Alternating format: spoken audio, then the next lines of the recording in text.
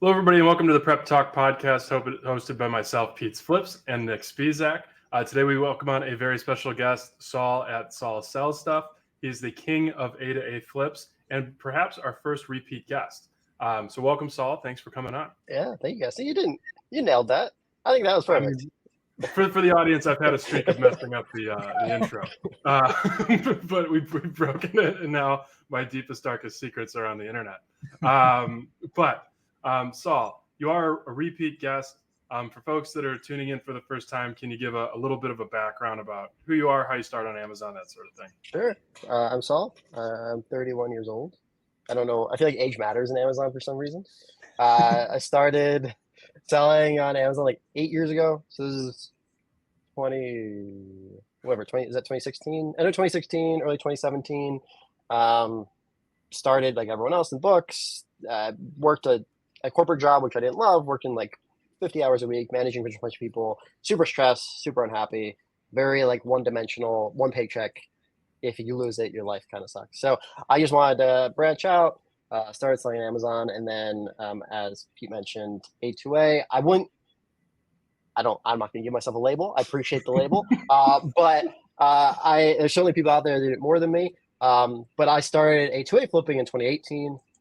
It's not the only thing I do. For those that don't know, A2A is buying from Amazon, selling back on Amazon for a profit. Sounds funny when you say it out loud, but it works. And so I've been doing that. It's probably the majority of my Amazon journey for the better part of 5 years. Outside of Amazon, I have my hand in a ton of other stuff. So part owner in like a D2C consumer brand, do a bunch of tech, which I'm excited we probably will get to today.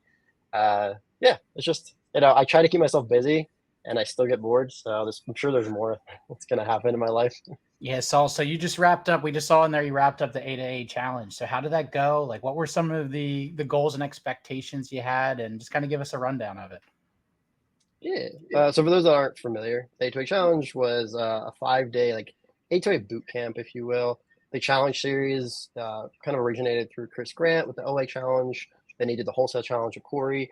And then now we're doing the A2A challenge. And I've mainly, I think 80% of my Twitter feed is me just trying to teach people A2A best I can through text, which can be tricky. And I have a Discord, and so in there I can post some videos and I can do some live calls. But A2A at its core it's simple, but every situation is slightly nuanced. And when you look at a chart for OA and RA, there's similarities, but A2A can also have its own like specifics. And so the challenge really allowed me to dive super deep into things that I just can't do on Twitter. And so we went live Monday through Friday, 3 hours a night, pretty much. And it was about an hour and a half, 2 hours of me just going over a category each night, and then like an hour and a half of questions. And dude, I was so nervous. I was leading up to it. I was talking to Chris, and he's like, "Listen, just don't throw up, and you'll be fine." And he's like, Chris was like, "My job is to make sure that you don't back out." Like that was like his whole job in the challenge. And I didn't think I ever would, but I was.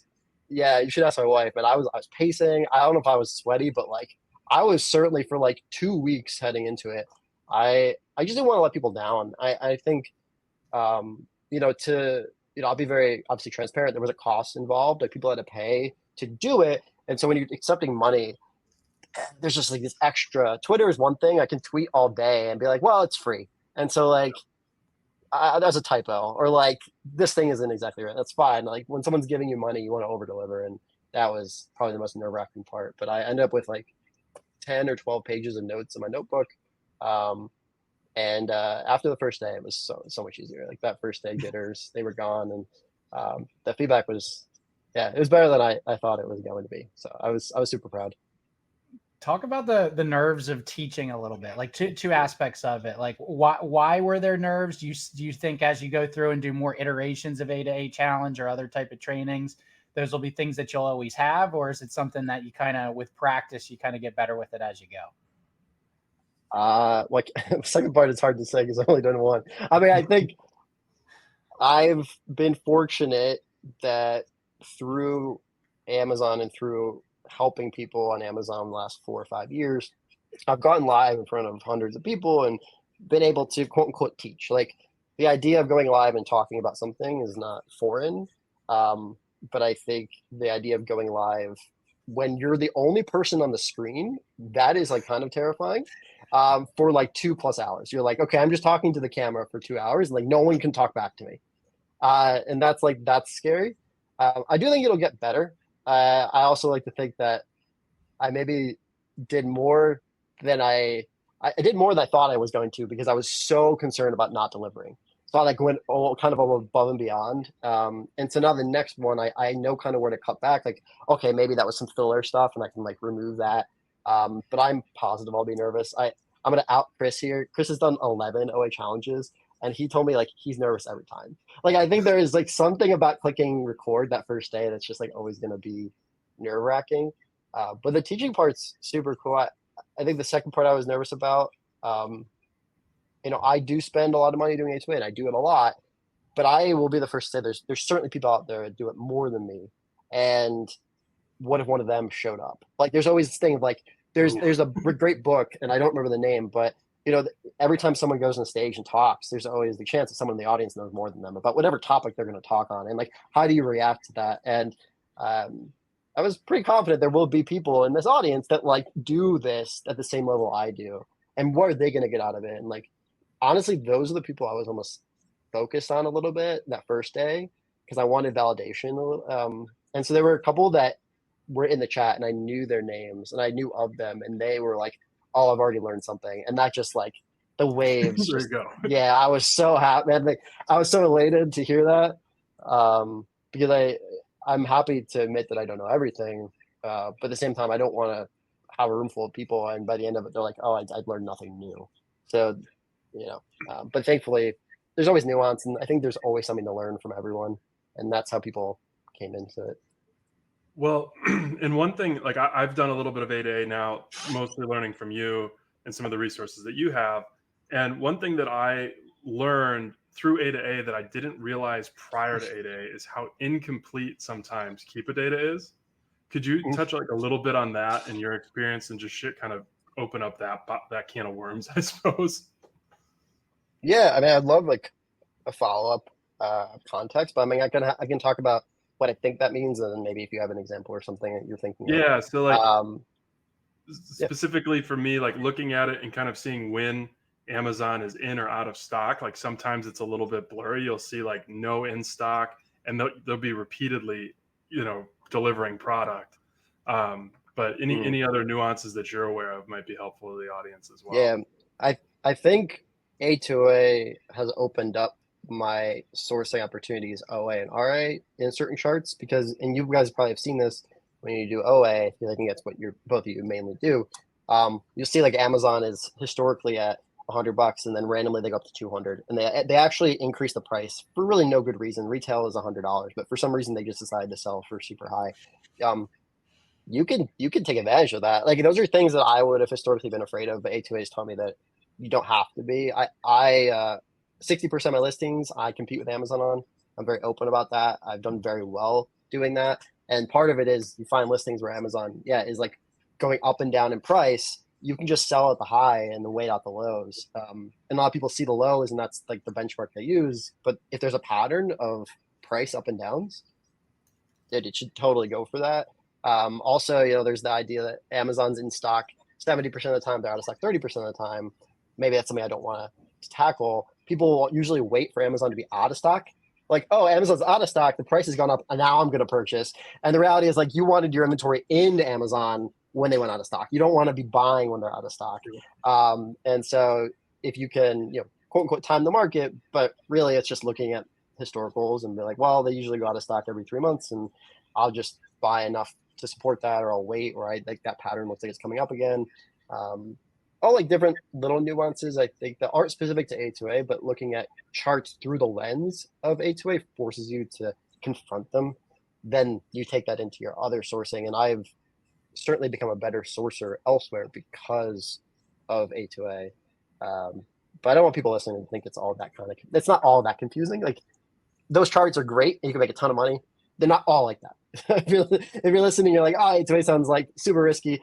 Yeah, I mean, it's no different than sourcing whatever, Kohl's or wherever else you source, you still have to look at the data and you still have to buy it and ideally arbitrage the difference.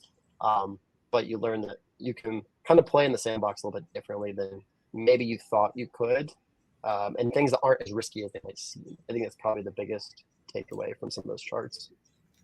Yeah, one thing that I noticed in kind of in my A2A experience, just going like basically learning a new thing, is going like 5s, 10s, widening that catalog, and then understanding how those different charts react once you're playing with them. It's been really, really beneficial. Like, so I think if you're going to start A2A, just start it small. Like you started maybe what probably most folks are doing for online arbitrage, which would be like, you know, larger websites. That's where a lot of people start. Just do it the same way, just 5s, 10s, and then increment as you go. That's been my experience, and it's gone really well. Yeah, I agree. I mean, wide, not deep. I know that I feel like lately there's been some murmur that you should go deep, not wide. I mean, I still think early on in anything, like wide, not deep is not a bad play, especially if your nerves are like analysis paralysis is real. So like sometimes you just have to click the button. So down the A2A rabbit hole a little bit more here. So a lot of focus around account health and ways to mitigate it. Would you recommend A2A as an option for new sellers, or do you still see the traditional RA, OA, and those types of models being the entry points for newer sellers before getting into an A2A model? I don't think A2A has to have like I don't think you have to validate anything prior to A2A, but I do think it's going to follow the same like, do you have more time or more money kind of idea, which is something that we kind of hear early on. Like generally, if you have more time, then you can gravitate more towards like the online model, which is going to be OA, A2A, like just buying things in line, because your margin ROI be a little bit lower, but you have I'm sorry, I've reversed it. If you have more time, you're going to go into RA. Apologies. More time is RA because you have the time that you can spend in the store. And that's where the higher margin, higher ROI is. If you have more money than time, that's where you're going to go online because you can buy things faster, but you're not as concerned about your cash flow. There's no hesitation in my mind. Like if you're a brand new seller and you are going to start doing OA, I think you can certainly start doing A2A at the same time. I do want to be very careful though, like, and I think we'd all agree, like it's not ever one or the other, right? Like you could do all of them. And I really think that there's a nice little hybrid that happens, especially with A2A and OA, because, and we go over this extensively, and probably people listening have read my tweets, like this is going to sound like the 17th time they've heard this, but like if you do A2A effectively, half the time you're going to end up finding products OA that you A2A'd. Like you're just going to like reverse engineer where Amazon's matching. And that's probably most of my OA now. Like I don't really do a whole lot of newsletters or like sales sites and things. I'm really just following the breadcrumbs that Amazon leads me to these OA sites. So it's nice. It's a little bit nice to do them in tandem, especially if you feel like you're a little lost in the sea of OA and you don't know what store to start at.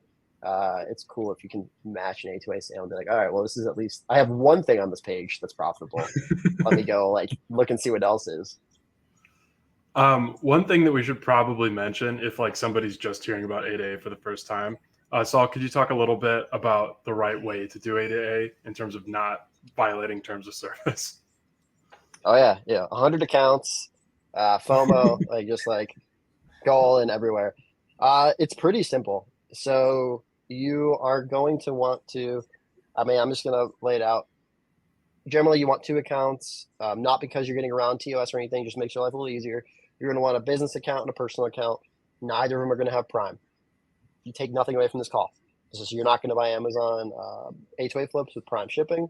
You're going to hear a bunch of people that say, oh, I do it all the time. I've done it for years. No problem. And like, that's fine. I say fine because they're aware of the risk. My job and our job is to make people aware of the rules. If you decide to go around the rules, that's a decision you're making. But I will never sit here and tell you to break the rules knowingly. I'm not going to be like, hey, screw the rules, do this. So it's against TOS to use Prime shipping when reselling technically anywhere. That includes eBay, etc. But like Amazon's probably where they're going to catch you more than anywhere else. And we have both accounts because some things you can only buy on a personal account. and some things you get better pricing on a business account. So it's just nice to have both, but you don't want to buy the same thing on both. So you can't like get around quantity limits by buying 3 things on your personal and 6 things on your business. Those are like the 2 big no's. Otherwise, treat it like you would any other OA account. Like we talked about Kohl's. Like if you're going to go make a Kohl's account, you're going to use your real name and your email and your address because you want that invoice or receipt to match up in case you need to submit it. Same thing here. Like you should be using all of your legitimate information. Big question I get all the time is like, well, can I use my same email that's on my seller account to do A2A on my buying account? Like, realize, yeah, like you certainly can. Like you don't have to. If you want to make a separate Amazon account, you can do that too. But I try to remind people that Amazon is a tech company. Like at their core, they are a tech company. And so if you think just by making one other account, you're going to like confuse them, like they're gonna be like, oh, Saul over here is not the Saul over here. Like, no, like they're going to know. So, yeah, you could certainly separate it just for like your own like ease and organization.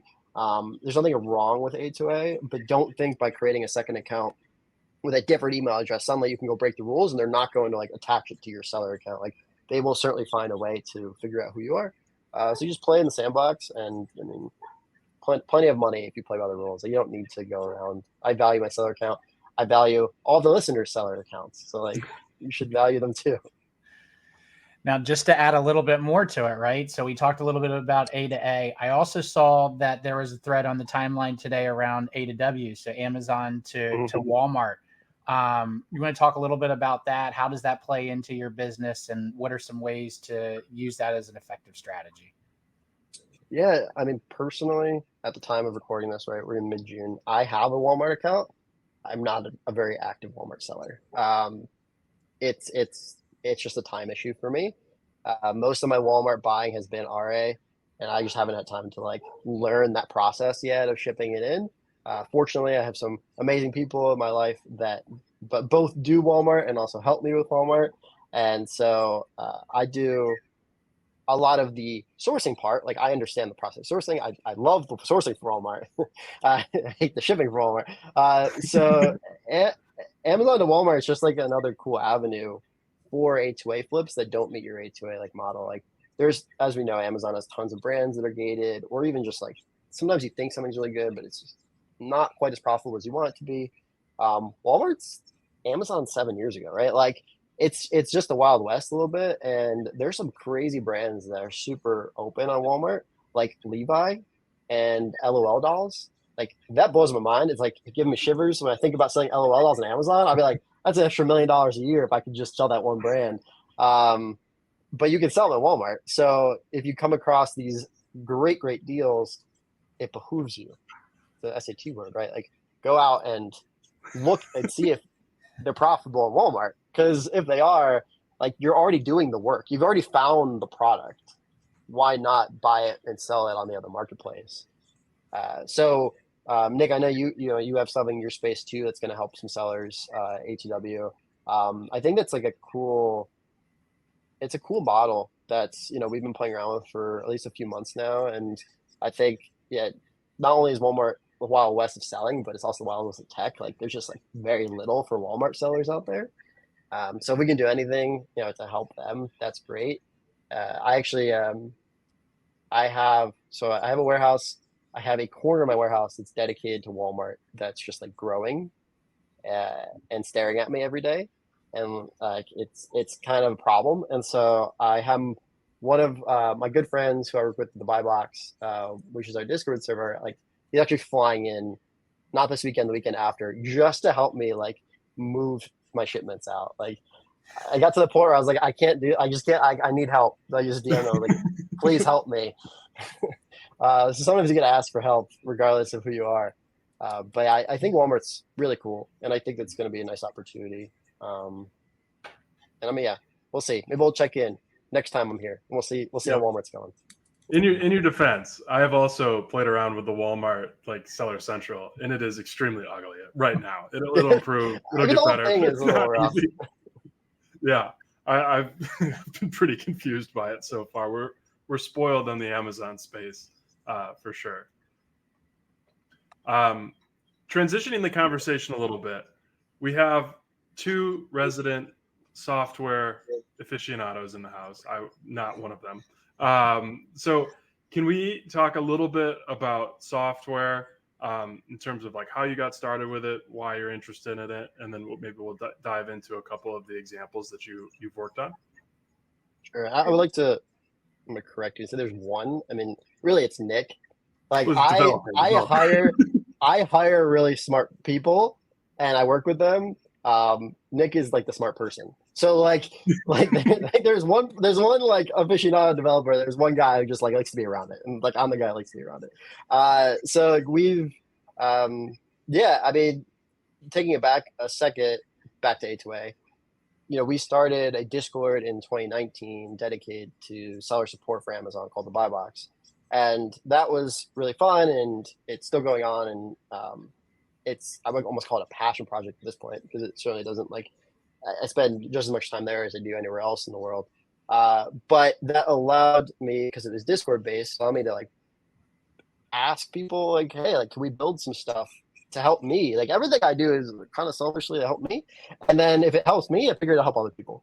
And so we built some A2A tech that I was sitting there for hours, just like on Keepa and other places, like trying to find deals. And it's like, we have to find something better than this. So we built some stuff that helps just deals come to us. And that was really cool. And then Keepa tracking was kind of like slow and clunky. So we built a solution to that, and we have our own tracking software. And then, you know, partnered with Chris Grant, and there was a long time ago, there was storefront stalking, and he was like at the forefront of it 8-9 years ago. And then it kind of resurged, and we're like, oh, let's automate it now. And so we built Storefront Stalking Pro. And so it's always things that just make life easier and more organized, and that we use on a daily basis. And I, as I said, like, I try to be the dumbest person in the room, and I've like fulfilled that most of my life at this point. Like I get to work with some awesome people, and I think almost every project that we start is like a different developer, which is also kind of cool because they can all work at the same time. It's not like I'm pulling someone off one team to do something. So like all those projects are like actively being worked on and upgraded. And yeah, I just I really I want to say that just like they're just fun. I think tech is like my means to the end. It's I love the Discord stuff. I love the support stuff. I love the A2A challenge. But the idea of like being able to do all those things in mass and like bring it to like more and more people in volume, and that's like gets me excited. I think all gets me excited, but that's in particular. So the current stuff is called, the number one is called Flip Alert, which is like our generation 2 A2A software. It's been in beta for 4 months. With about 400 users, and it's going live, I think, about 2 weeks. That's the goal, like July 1st-ish.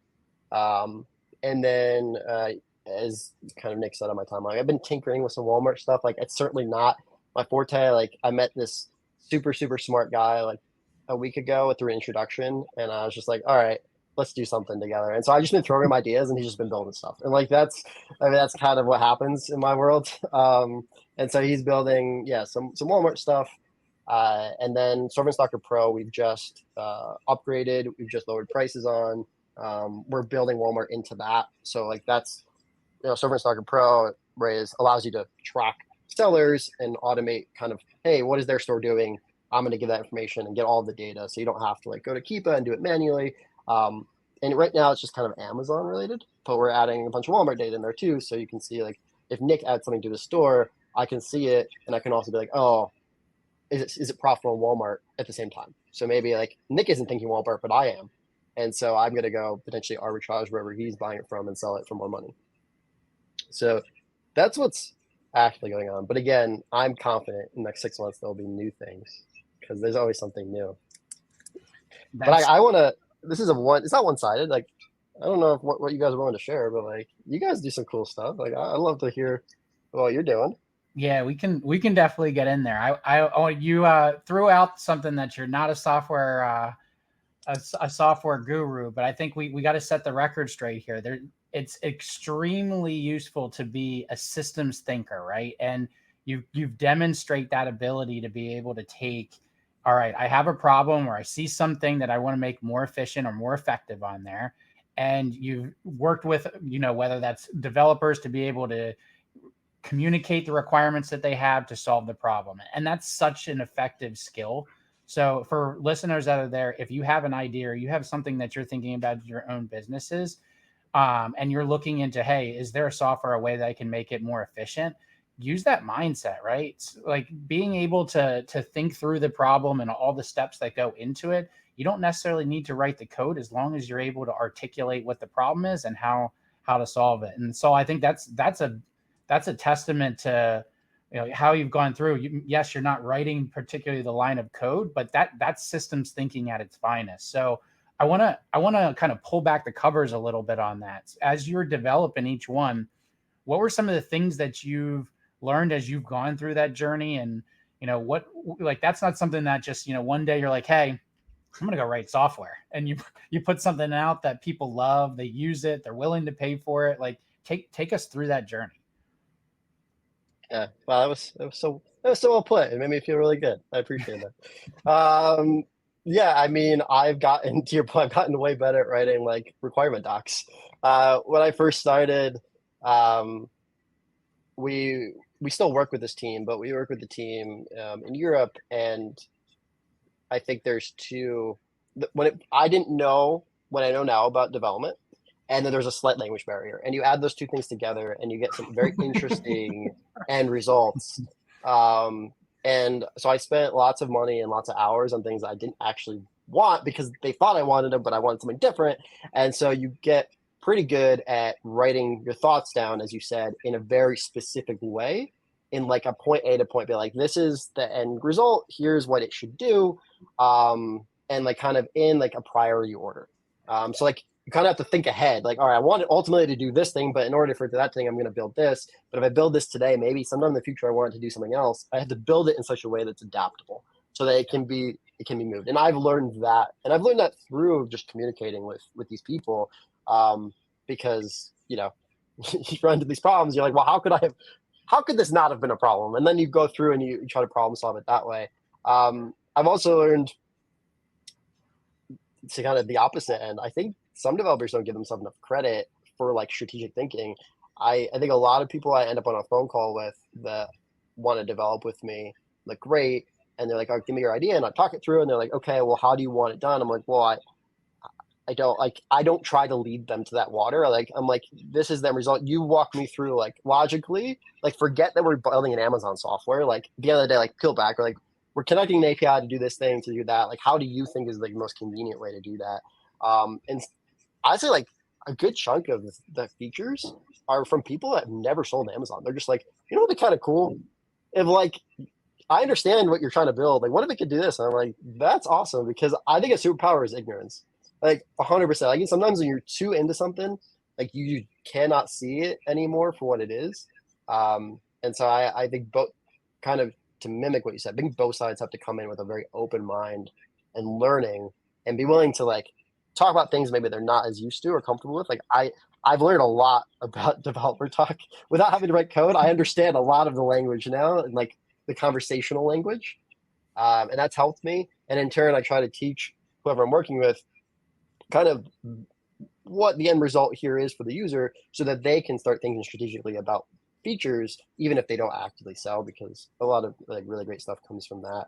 And then last point would just be like setting timelines, setting like goals and timelines and check-ins. Super important. And it can be a little fuzzy. I think we have 4 different development teams now, and so it's some of them work a lot, and I'm meeting with them every day. And then I have some I talk to like once every quarter, because like they just kind of know what to do, and I don't need to check in with them as much. But at the beginning stages, it's a lot of like communicating without getting in their way, because I don't want to ever get in someone's way. And then I would say the last thing, personally, is like, if you're going to partner with a developer, like anyone listening to this, if you want to go build something cool, I've done it both ways now. I've paid people money, and I've given them money plus like percentages. I've always found like giving people like partnership agreements is a really nice thing to do. Like, I think that like they are they're full buy-in. Like, obviously you got to do your research and vet them and like have conversations before that. But I own like a minority stake in most of these software things. Actually, two of them, the majority stake is the developers. Like I want them to have so much buy-in because at the end of like I can't. One guy's put in well over 1,000 hours and gotten very little money for it because he's in it for the long haul of like, okay, well, this thing will eventually build and, hopefully we have users. That would be difficult if I was just paying him, straight hourly. And he believes in what we're doing. So that was a lot, but yeah, I mean, I'm sure there's more, but it's not coming to mind. Well, you're demonstrating some very strong skills as like a product owner of like going to the you have a problem you're trying to solve, but you don't necessarily have to dictate how to solve it. And like leveraging those team members and partners is a skill that I think most may be a little bit unfamiliar with. So that's really great to hear. But do we want to dive a little bit into each software that you have in a little bit more detail, kind of like the functionality, the problems that you were trying to solve? I mean, we touched on it lightly, but do we want to kind of go through the list, the laundry list of them? That's up to you guys. As I said, like I'm open. I'd love to hear also like Nick or Pete. Like if you guys, he's itching for the spiel. He's itching for the spiel. I'm so itching. Like I don't know how. I don't think it's a secret because you said it on Twitter. So like you both are involved in a tech project, and like that's cool. And we've never talked about it publicly here or offline. And so I'm gonna selfishly use this time to do that too. Like I want to know your experience, the two of you, on that, and if it's I don't know your background. I know Nick a little bit of Nick's background in tech just from like what you've posted online. But I don't know if this is your first Amazon project that you guys are working on. I talked to your other partner for like 2 hours yesterday, and he was awesome and said wonderful things about y'all. So like, give me like the 2 minutes. I don't know what I don't even fully understand exactly what it is. So you use this time to teach me. Analytical shopping, right? So it's a way that we're looking at Linkscopic is community driven from that aspect, right? There's plenty of different software that have been around in terms of product research. There's very few that have taken an angle where, hey, let's build the product with the community in mind. So this is something I've learned through the years of doing software development, where you focus on building the product first, and you have this grand idea of thinking, if I build it, they will come. Now, the reverse of that is you take the idea, you take the first version of it, you put it out into the wild, and you start building off of the features for that, right? So creating the demand, creating the feature set that customers actually want. So that's the lens that we're looking to take from this. So it's two-part. It has a web application, and then it also has a Chrome extension. So the way that those are set up now is there's two different tiers. The majority of the product is entirely free right now.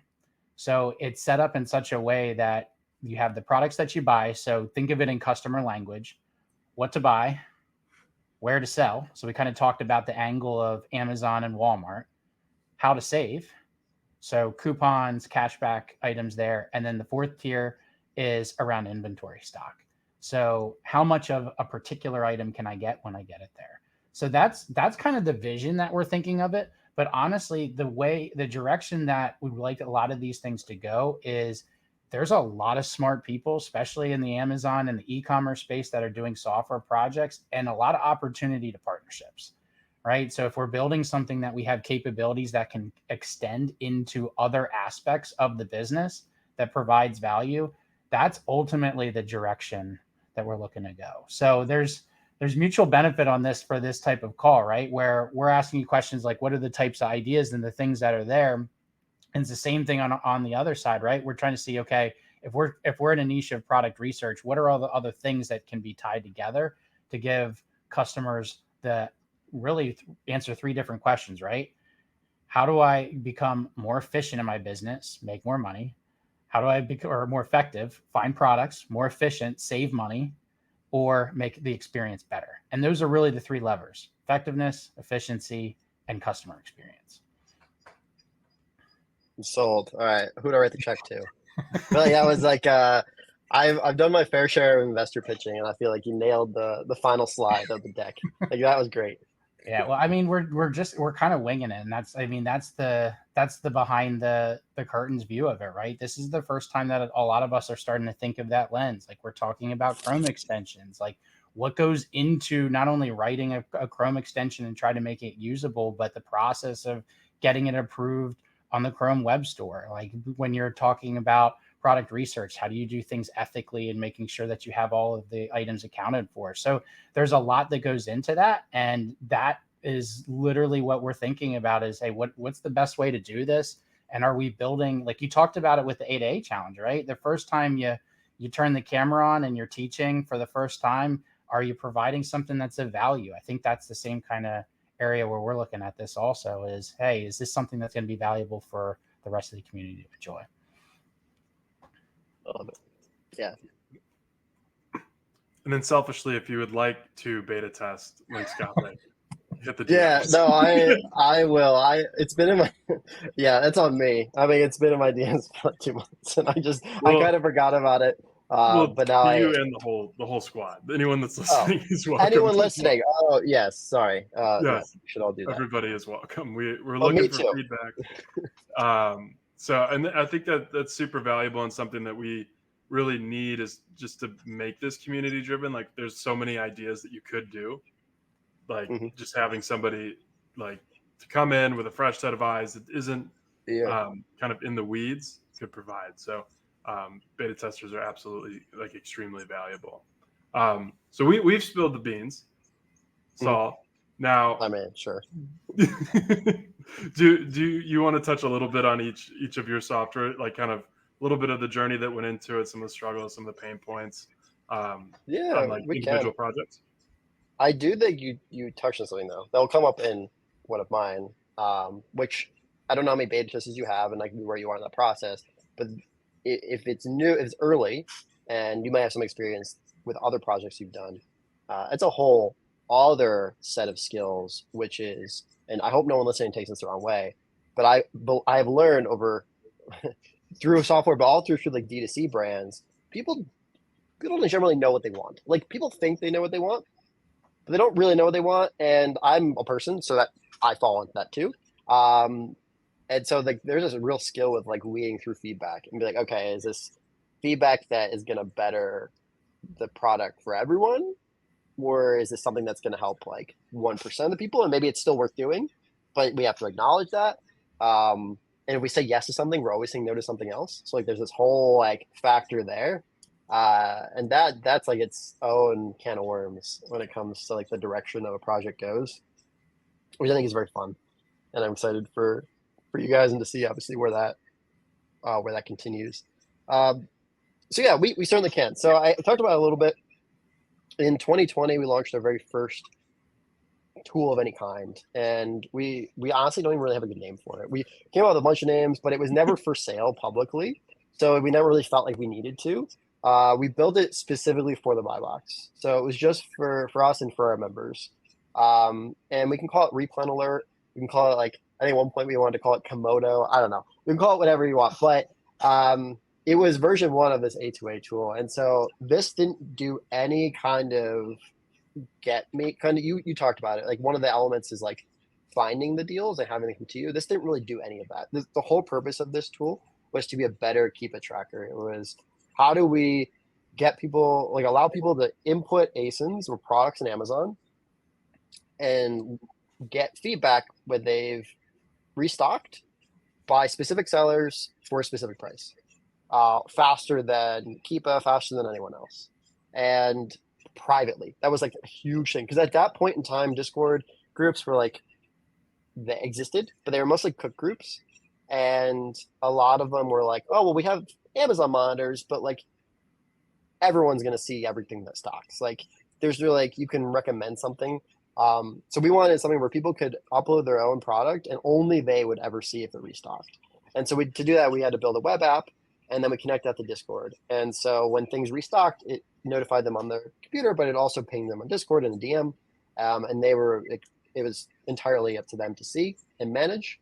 And that was also the first time I had to realize how much it costs, like how much data costs and storage costs, and like scale, like, all right, well, what is the cost? How much am I paying per user to use this thing? Because again, we weren't charging any money for it. So like at some point I needed to make sure like we weren't losing any money either. I was fine not making any, but like there had to be a middle ground. And so you start small, like we let people like do 100 items and then 200 items. And we got better and the software grew, and like now people can do up to 10,000 items and like it's fine. And so that was a lot of fun. It was a huge learning curve because it cost us an exorbitant amount of money, to be honest. Like I think if I did it now, it would cost a fraction of what it cost then.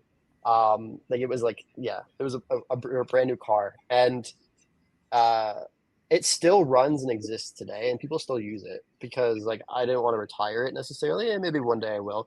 But it was more like just like, again, something to learn off of. And so then after that, it came like, well, to your guys' point, like I have this knowledge, I have this team. What else can we build? Who can I partner with? Like, who has ideas? What can we do? And I don't know in what order. I think we were working on Flip Alert and Storar Pro at the same time. So Storar Pro, as I mentioned, is like a Chris Grant, Nate McAllister brainchild, and they had owned it, and then they had kind of put it to rest because it wasn't automated, and software was coming out that didn't necessarily like, it didn't make it obsolete, but they had other things they want to focus on, and they didn't want to kind of like continue to pay for new development on that particular project at that particular time. And so we partnered with them and said, well, listen, we want like, we love the name and we love you guys, and then we'll develop it. So like that's like a perk of partnership. Sometimes like some people have an idea and you have the team, and that's where that comes together. So that was a different development team. And something I want to talk about also is every developer I've ever worked with has been a referral. Like I've never gone out and posted a job listing or like actively seek people out. It's more like, for example, if we end up doing something together, this is exactly how it would start, right? It would just be like, oh, I met Nick through Pete, and now all three of us get to do something because we had an introduction. And that's all of this ever was. 3 of the 5, I think there's actually 5, 3 to 5 were Twitter. So like shout out Twitter for like existing. And so Storar Pro was built, and that also had a beta period. Like I love beta periods. And I think having a built-in community is great. The buy box has really helped because we have beta testers built in. Like they want to help us. So they're more than happy to try out new products. And we, so that one, as you mentioned, that goes, you upload a user's profile, an Amazon seller's profile, any market, US, Canada, wherever you want. And we'll about every 4 hours, we'll go and pull in all the new ASINs that they have added to their store. And there's a bunch of companies that do this. Like, I don't think we're first to most of these things. There's a bunch of companies that do this, but a lot of them are Discord based. And so we wanted something that didn't rely on Discord. There's a whole world out there outside of Twitter and Discord, and like those are the people that I love. Like those are the customers that I think get ignored. Like Facebook. Shout out to anyone out here that's listening that develops tools. Like if you want more customers, dude, Facebook groups are where it's at. So Facebook, like they have no idea what monitors are. Like they don't like they're like if you take an Amazon seller that's in like a random Facebook group and one that's in a random like Twitter Discord, like worlds apart in form of like tech. They know tactical arbitrage. That's like their knowledge base. So we didn't want them to have to use Discord. So we built everything into a web app. So like as product come in, it essentially rebuilds Keepa for you. And so it shows you like the average price. We also are partnered with Chris, so we have access to IP Alert. So like all those products that come in will tell you like if there's IP issues. We like kind of try to make it super simple and super easy for them never to have to leave the app. Speaking of partnerships, what we're missing is when products come in, like where to buy them. So like we have like the Google image search and we have the like clicks and buttons, and we are going to hook it up to Google Shopping. We have the API for that. Like that'll exist. But we're not going to do like the analytical stuff like you guys are doing where it's actually like matching UPCs. It's like, probably not going to happen. So that if I want that to occur, it would have to be a partnership with like someone that's already doing that. And so that's that's Storar Pro. I think it's really cool, and we just launched a $15 tier plan, so like $15 a month. Because again, at the end of the day, like no one's here to get rich. Like it's just helping people and make it easier and make life a little bit like time wise, make it a little bit less struggling to have to click a bunch of buttons. And then Flip Alert, we talked about that, and that is the one that's launching like 2 weeks. And that's taking our Replan Alert and putting steroids. So instead of just allowing you to like monitor ASINs, now we're allowing you to get deals fed to you. And we took Keepa deals and made it better because Keepa deals is how I did a lot of A2A and how I teach A2A. If you like, that was a whole day associated challenge on Keepa deals, and I think it's still really great. But what Keepa deals sucks at is like parsing out private label, parsing out certain brands, bad reviews, stuff like that. And we've done all that. We take all that information and then we allow you to customize the exact feed that you want to see with these, and we do all the profit ROI calculations. So like if you want to see products that have 3 sellers that are 100,000 to rank that are profit $50, we will show you those exact products in real time as they pop up. And then if you missed out, it's one click a button and you can monitor that product for restocks, and we'll beat Keepa by 8 to 10 minutes. And so that is like the first core of that product. And then what's coming is there's going to be some retail tracking, like Target, Walmart, Shopify. Like we do Hot Topic. So we do Target, Walmart, Hot Topic now, and then it'll be like all Shopify, Best Buy, like all the big ones. And then the one I'm most excited about is actually order tracking, because A2A can be really annoying, specifically for A2A order tracking, because some people have personal accounts and business accounts, and Amazon is notorious for like shipping things and having to get lost or never shipping them at all. Or maybe like you ordered it 3 to 6 months ago and you moved and you forgot to change the address. So now it's going to an old address. And so we're essentially taking all of your accounts into one place and giving you all the data to see like what's actually in transit, where was it delivered, what might be lost, like making just super simple for you as an A2A buyer. So you don't have to worry about like, I'm sure I've lost tons of money with things that shipped, but I forgot to like check on. And so that's where it is right now. And then I mentioned, we have like some newer, like more fun, like I would really like to do some Chrome extensions. I've wanted to for a long time. I've never really had a developer that was trained in it, and I do now. And so to me, like Chrome extensions, like either a one-time like $49 for life, get access to it forever, or like $8 a month. That's kind of like where I am in pricing for those, because there is obviously costs associated, as you guys know, like servers and APIs and different things. But that's where we're headed. So we'll see. But they've kind of got a bit of the rundown now. So looking through each of the software, what this could be, I'll give you the fork in the road question. Either the feature that you're most proud of, or the feature that customers are not currently using and they should be using. Well, I think what's interesting about ours is I'm not going to say they're one-dimensional, but they're all built around one feature, right? And you commented on it earlier, you build something and then you iterate. And that's what these are. Like these both existed in beta phases. They both have added a bunch of stuff for the user-generated comments. But at its core, they do one thing, right? They either like A2A deals tracking, or they do storefront stalking, and they give you those leads. I think for storefront stalker, people 100% sleep on so we have like this interesting like export import feature and other things, and we've tried to build it as optimal towards like a reverse searching platform like TA or anyone else that you'd use. And I know for a fact there are multiple leads lists that exist in the market that use Storar Pro and then just export all the ASINs to TA, reverse source them, and then just sell those leads. And I feel like if everyone just did that, they would have more success. And we also, this again, user generated, the biggest complaint we had with Storar Pro was, well, I don't know what a good store is. Like, how do I find a good seller to stock? And so we built in a store finder. So there's 20,000 stores are loaded, and you can sort them by reviews, number one category, number one brand. So if you want to find like a toy seller that's Lego, that's an arbitrage seller, we provide that store for you. And I don't know how many people are actually using that. I don't think it's a lot. And I think that the number one reason people quit when we look is because they weren't really looking at, maybe they like pay for 3 stores looking at 1. I'm like, well, okay, like, yeah, you're not gonna have a great experience if you're not using the product. And that's a little bit on us, and that's what we're trying to fix. Like, how do we make them more comfortable with using it? And then I would say for Flip Alert, I'm most proud of the price drop deals section. Like, I think that's what I wanted the first tool 4 years ago to be, and it's taken 4 years to get here. But I'm like, I really, really wanted a product that I never had to open Keepa again for A2A. I was like, how do I love Keepa, but in my perfect world, I could build something that replaces it. And we're pretty much there. Like, I don't really need, I use Keepa for like random, like little things that really wouldn't make sense at the moment to build into Flip Alert, but maybe one day.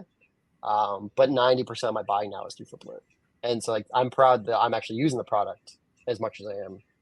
And it's effective. So, all right. So Saul, a couple of terms you use there. So you talked a little bit. So in technical land, there's always an acronym for everything, right? So you talked a little bit about APIs.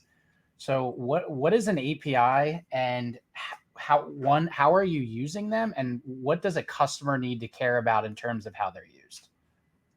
I think this is a question that I would be asking you. I don't know. Like, I feel like this is like the teacher giving like a pop quiz.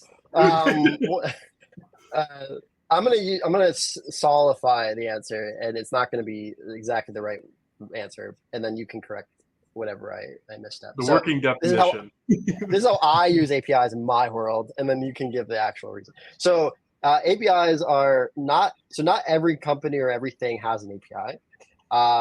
There are generally private APIs and public APIs. Usually a company will create an API, which I'm going to call it an endpoint. I don't think it necessarily is, but it's a way that a product or service, like Walmart, for example, Walmart might create an API that you can tap into to pull product information. So it's a road that someone can connect to get a very specific piece of information. And they create a laundry list of different APIs. So there's like a highway, and they all have different roads, and you can connect each individual one depending on what information you need. And you can pull it in, and you kind of use that however you want. And some of them are private, and they're only supposed to be used internally. And then some are public, and you and me and other people can get access to them, generally through some kind of application process or developer portal. Because most companies don't want this just like any person walking on the street, just like happen across the API. And there are businesses entirely built on connecting APIs to other APIs like Zapier and other things, and they just like make life a little bit easier for people. So we use APIs for kind of just what I just said, right? So I think Keepa is great, and I think they are full of information, but I don't think that they let the user manipulate that information in the best way possible. And so what I want to do is I want to tap into Keepa's API, pull in information from Keepa, tap into Amazon's API, pull in information from Amazon, Walmart's API, wherever. I'm going to take all that information here, and then I'm going to show it to an end user in a way that I think makes more sense to them than just one of those. And it doesn't necessarily have to be combining APIs. I think sometimes it's honestly just using one API and manipulating it in a way that, like, we can use Keepa, for example. So as you talk about, Keepa deal section doesn't let you sort by review count. Like, you can't be like, I only want to see products that have 3 or more reviews. They don't let you do that.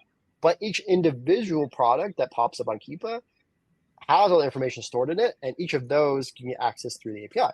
So we could, in theory, recreate that entire Keepa deal section using APIs from each individual products, and then allowing people to create a filter that then parses out all the ones that we don't care about based on whatever the end user wants. And that's like at its core, like the first part of Flip Alert. Like we use Keepa API up top, and then we use a bunch of other stuff in the middle to help kind of create the end product. And there are just some like crazy big companies built on this concept of just like manipulating different APIs in different places. And we don't have to get into all that today, but that's my working definition of an API and how I use them. That's perfect. That's the best way to describe it. I love asking the question to folks that say they're not technical, and they give the best answers to the technical questions. So when you ask someone that's technical to give it, they'll give you, oh, it's an application programming interface, and this is what it does. But the way you broke that down, Saul, is so perfect, right? And I think it's something that as the community continues to grow and start thinking about some of these areas, right? It's no different than on Twitter where you start to find your groups, right? You know, someone's really, really strong in one area of the business. You start to work with them, and then you bring in your strength to the business. It's the same type of methodology within software, and especially with these APIs is you're essentially partnering with another company or provider that has carved out their niche that they're really good at, that specific niche, and you're using that piece of it, tying it with yours. And the folks that put together, you know, the orchestration of all of those components generally have the products that have the most value. And the way that you've done that with the software that you own, I think is textbook on how to build products that people actually love and get value from as part of it. So you know what I suck at though? I'm working on it, and I actually have a call next week with someone who I think is very good at this. I do suck at the marketing side. Like I think I have a bit of like a small platform. I have a community, but like I'm really bad at talking about what I built. Like I really like the building, and I enjoy talking about it when asked, but I don't do a great job of like, hey, come look at this thing and sign up for it and pay money for it. Which is like I have mixed feelings about. So I'm working on it because I think it's the money part that I get mixed feelings about. But we all like, again, it's not free. It's like that's the sucky. Like none of this that we're building is free to build and free to run. And so like at some point you have to make money. But I do wish if I could do, that would be my goal for like 2025 is like actually getting more people even aware. Like they can say they hate it. I want to know why. But I think the problem is awareness. Like I don't think enough people are aware of the stuff that a lot of like us are doing. A lot of the small, like, there's like big giants. And then you have like a lot of the small ones, which are really, really good. They just don't have the awareness play yet. Where do you see software going over the next couple of years? You talked a little bit about Zapier. There's some pretty interesting things coming, whether that's in AI or no code space. Has that been any area that you've been starting to look into as you're starting to build out your portfolio? I'm a big no code fan. I haven't done much in the Amazon space for it. So for our D2C business, we built a no-code tool 2 years ago. And it's like a tool / video platform. I don't know exactly what to call it, but it was probably one of the more fun projects to build. Like I'm not a developer, as we talked about, but like, I could whip up a mean Zapier flow. And that was so much fun to build. And so we like did Zapier and we did member flow. We run Webflow. And we like that generates, it doesn't generate a lot of money, but it's like $15,000 or $20,000 a year. Just like I haven't touched it in 2 years. And so those things are really fun. I think right now in the no code space in Amazon, I think you have some interesting stuff going on like Neil. I don't know if you guys have talked to Neil yet. He was your first podcast. It was his first podcast. He was very excited. So I enjoy talking to Neil quite a bit, and he's doing some cool stuff, right? Like I think the email parsing stuff, which is something that I've done for my buy sheets, and like those kind of tools are really big and will become bigger. I think people are still really confused. And I think part of it is because it's still something that people have to build themselves. Like there's not like an easy one-click option yet, but it doesn't have to be super technical. Like whoever decides to build that could just certainly build it off of Zapier and Bubble and whatever else they want to use to get there. So I don't know. I imagine we're going to see a lot more small team projects. People are going to realize they don't need to go outsource and spend $100 an hour on a developer. And they can build a lot of interesting stuff with AI and a little bit of elbow grease. I remember we came out with, we didn't really talk about it. We have kind of an A2A scanner in the buy box that we launched about 4 years ago, which is a very, very light version of Flip Alert, but it's just like Discord based. And I remember we paid for that. And now there's like so many groups have that, and they just built it themselves. And it might not look quite as pretty. Like it might not have like all the bells and whistles, but its core, like they understand conceptually how to do it, and they just did it with ChatGPT, and that's awesome. Yeah. So I imagine we're gonna, I think that the people that are willing to be flexible, the willing that are people to partner and be open-minded, are going to continue to find success. And the people that have spent a lot of money and time building something, and then an 18-year-old kid comes along and like builds something similar, and they get really angry about that, are going to have a harder time. Because I think this is just the beginning of that. Mm-hmm. So one thing you touched on that we haven't really talked about would be the D2C company that you help run and own. Do you want to touch a little bit on that for the audience? And then I'm interested to know, has that helped you become a better Amazon seller running with that? We're taking the audience on a ride tonight, huh? We're getting it. Yeah. So it's about 80% D2C, about 20% B2B. And for those that are listening, it's essentially D2C is FBM. So like we ship directly to our customers through Shopify, and then B2B, we're selling to wholesalers, distributors, or retailers.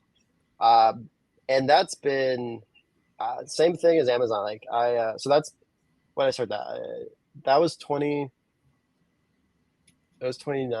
2020, 2019, I think. I think it was like the tail end of 2019 or early 2020. It was an existing company, and I'll be like, I'm usually very upfront about it. Met the founder. They were doing maybe like $30,000 a month, and they wanted to get into Amazon. And if she's listening, she'll hear. I don't want this is news to her. I said, yeah, I could do that for you. And I had no idea what I was doing. Which is kind of how my life usually goes. I mean, you say yes to things and figure it out as you go. And so I figured it out. I mean, we got brand registered. We got our product on Amazon. Like we made the listing. Like I learned a whole bunch of stuff. And through that relationship, I just kind of kept getting more. I did it all for free. I was like essentially volunteering my time, and fast forward many years, and she made me co-founder, and she gave me a bunch of equity, and like that's like what I do. Bulk of my day now is helping her run that company, and it is wild. Like I feel like it has certainly helped Amazon. It's also maybe hurt it a little bit, just in like I don't have the time I once did.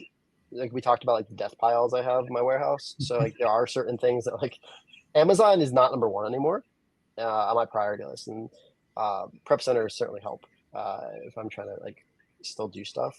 But managing an entirely remote team. I managed a bunch of people in my previous career all in person, so going remote was interesting, and that has really helped me. And now, like, talk about the developers, like I can work with people now remote on Amazon. I mean, my entire buy box staff, all my developers, everyone's remote, and it feels very easy now because I had that transition period. I am the warehouse, so like my warehouse is split between Amazon and Walmart, but also all of our product for D2C. So like I manage all of that, and so all of the like shipping relationships, carriers, importing from China, all of like cross country like deliveries, pallets, like I do all of that, and I didn't know anything about that 5 years ago. And so like I'm primed for a PL product. Like I am so ready at some point because I know all the people now. And so I do think that it's a true startup, and we've grown from $30,000 to about $200,000 a month, and we're continuing to grow. And I think that startup culture and the flexibility that's required there, and it's like 60% word of mouth, and the founder is phenomenal at networking and just like getting people to refer the product, has helped me so much. Like I tweet about, but like it's just kind of asking. Like I feel like half the things that have happened in that business is because we just kind of asked to be a part of something that seemed crazy at the time, and then someone's just like, yeah. And I realize that now. I'm certainly not much of a somebody in the space, but I think there are people that just start Amazon that like look at our Twitter numbers, they look at whatever, and they're like, oh, these people, and like I'll get DMs and they'll ask questions that I wish I was comfortable asking when I first started. And like, I'm more than happy to say yes. And that like continues up the line. I mean, it's half the reason that like we partnered with Chris Grant and he's a partner in the buy box now, because like, I didn't think that was possible 5 years ago. But you're like, I've learned you ask questions, you figure it out as you go. And then, yeah, I'm excited for like the private label and the shipping stuff is going to be interesting when it gets there. But I'm more than happy to talk like specifics if there's any, but at its core, like, yeah, we ship, 2,000-ish packages a month. We have 7 SKUs. We manufacture most of them ourselves. We've have trademarks, we have intellectual property, we have the patents. So like that process was really interesting and fun. We've raised capital. So we raised a bit of money at an $8 million valuation. So we had to go through and like pitch to all of like the people that you like, the VC-ish people. And like that was, getting in nitty gritty with finances was not something that I had done prior in my Amazon business, but I really understand the process now having to go through it here. So it's given me a lot of perspective. I think it's really easy to get lost in the sauce. And I've said this, I think, in the last podcast I was on with you guys. I think the Amazon community is awesome, but I think it's important to recognize that it is small. And there is a lot of things you can learn from a lot of people that don't sell on Amazon that will help you in your Amazon journey. And it's okay. Like, I think sometimes people just need permission. Like, it's okay to be interested in other non-Amazon related businesses. And it's okay to talk to those people and learn from those people. And you'll be able to bring so much into what you do as a business owner, because at the core, that's what we are. We're not just Amazon sellers, we're business owners. And so that it's easy to forget that. And I just want to make sure, like, if I've learned nothing, I'm a small potato in the big basket of fries. And I like meeting all these really big people. It helps me a lot. Well, so you hit on really the reason for asking, which is like, if you get into Amazon to start selling on Amazon, say you're starting RA or OA and it's not your gig, there are different avenues that you can go that may be of more interest. And so pivoting is not the end of the world. Like if you wanted to go help someone, a D2C, get into Amazon. That might be something that's more up your alley. Go do it. Like you don't have to stay in one lane forever. You can kind of go and pivot and learn and leverage the learnings that you maybe found in RA and OA and leverage them in a different way. Like you don't have to.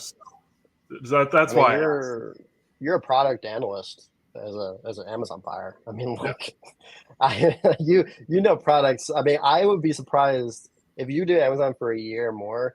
You could probably do pretty well in any like major retailers corporate setting. Like if someone wanted to hire you at Mattel, like you probably have a pretty good idea of how to read a market after looking at a million Keepa charts. True, 100%. So before we wrap up, I like to just kind of give the floor to whatever guest we have on. If there's anything that's on your mind you want to talk about before we wrap, I kind of give the floor.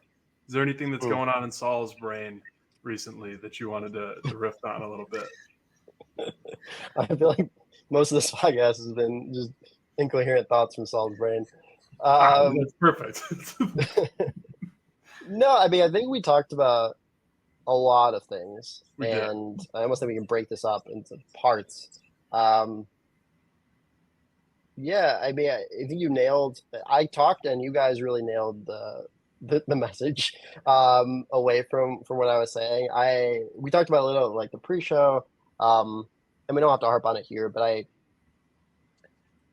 I do think they're, again, also in the Amazon space, I've seen a lot of people get really angry recently. And I will say nothing's new to me in Amazon. I've been in the 8 years, I might have been on Twitter for 8 years, but Facebook's the same thing. Everything goes like this. You can't, if you're listening to me, you can't see, I'm making a wave pattern with my hand. Like everything literally like happens and then 2 years later it happens again. And we're kind of currently on the wave of like, you should be angry that people are teaching other people how to do Amazon. And know I never get frustrated or mad at anyone. I'd like to think I don't have any enemies. But I'm only here because someone taught me. And I paid for a Facebook group. It was $20 a month. And I still talk to that guy. Like, he's awesome. And he believed in me, and he taught me so much of the fundamentals and the basics. Obviously, he didn't handhold me to the store and pick out the thing to buy, but I probably wouldn't have felt comfortable taking it as far as I did if I hadn't learned from him.